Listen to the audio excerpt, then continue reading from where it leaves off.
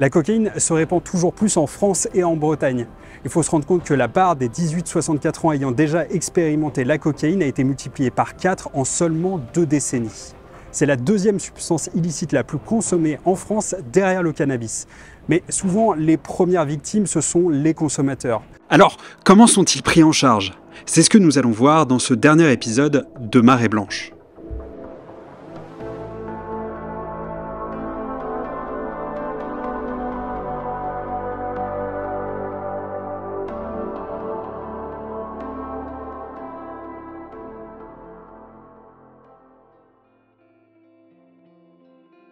Pour prendre en charge les personnes victimes d'addiction, il existe une vingtaine de structures en Bretagne, dont la clinique de l'Audet à Quimper.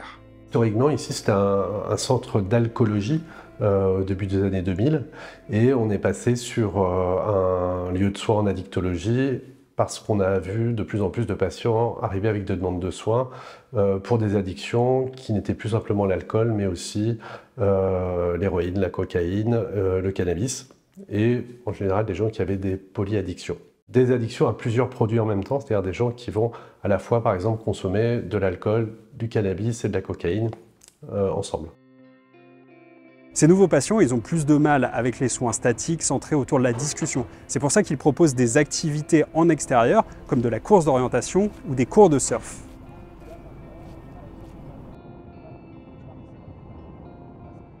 Ensuite, on partira sur, on va revoir un petit peu comment on se lève, étape par étape, tu vois, on va bien revoir, je vais te mettre des repères sur ta planche pour que ça te parle. Et puis nous, on va voir vraiment comment on prend les vagues au large. Tu vois, la technique, vraiment, on va essayer de revoir. Tu vois, je sais pas si la dernière fois, justement, tu étais un peu sur cet objectif-là, tu as dû piquer, des fois peut-être. Tu vois, il y a des vagues, des fois, tu as ramé, tu crois que tu l'avais, finalement, tu l'avais pas.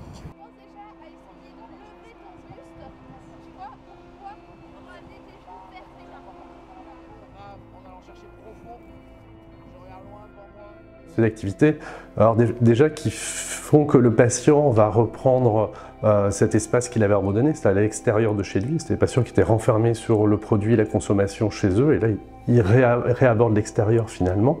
Ce sont des activités qui vont faire que le patient va avoir une estime de soi qui s'améliore, c'est-à-dire le fait de se revoir quelqu'un qui se mobilise, qui atteint des objectifs, ça va leur permettre d'améliorer la confiance en soi.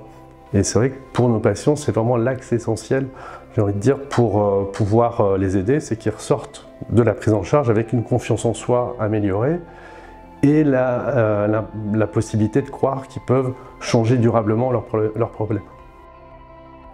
Prendre ses premières vagues, réussir à se lever et découvrir cette sensation de glisse.